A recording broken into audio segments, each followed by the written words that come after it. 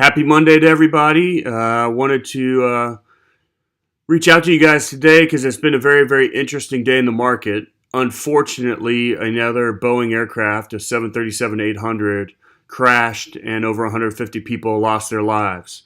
Boeing stock is way down today. They predicted it's almost 300 points that it was dragging the market down.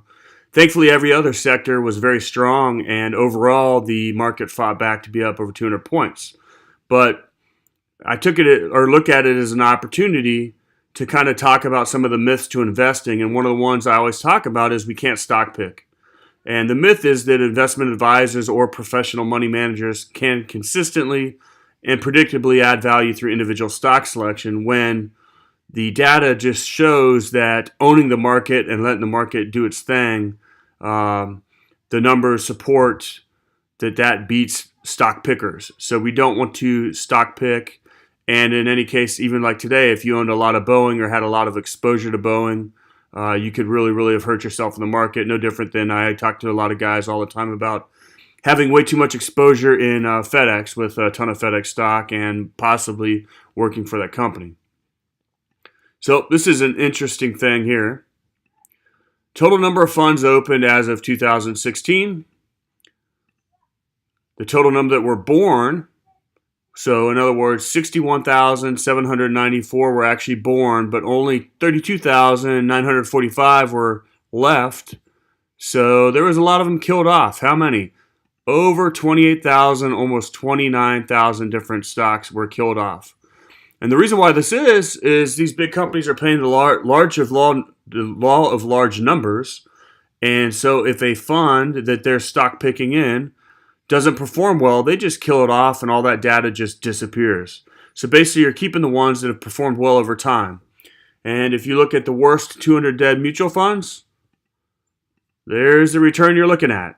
So that's obviously not something that you would want to see in your portfolio, but that goes to show why stock picking doesn't work. Another slide I want to show you, and this talks about the average U.S. equity mutual funds versus equity market returns. There's my phone. That's great that somebody's calling me right now and ruining my presentation, but I'll continue on.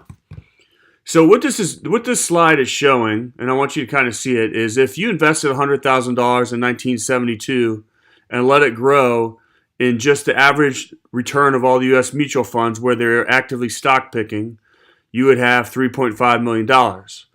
If you just put it in the S&P 500, you would have 6.9, and if you put it in the whole market, because markets are efficient, you'd have over 7.4.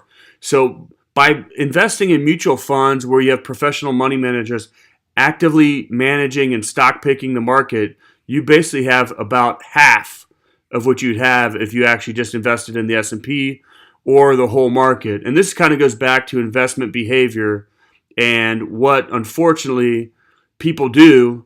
They make emotional decisions, make bad decisions, stock pick. And so the average potential wealth loss to active stock management is $3.8 million, which is pretty much half of what you would have if you just followed the rules of investing, had investment peace of mind, and owned the whole market. So this is just a couple-minute presentation. I'm going to keep doing these for the next couple weeks. I hope you enjoyed it, looking at the myths to investing of stock picking. We do not stock pick.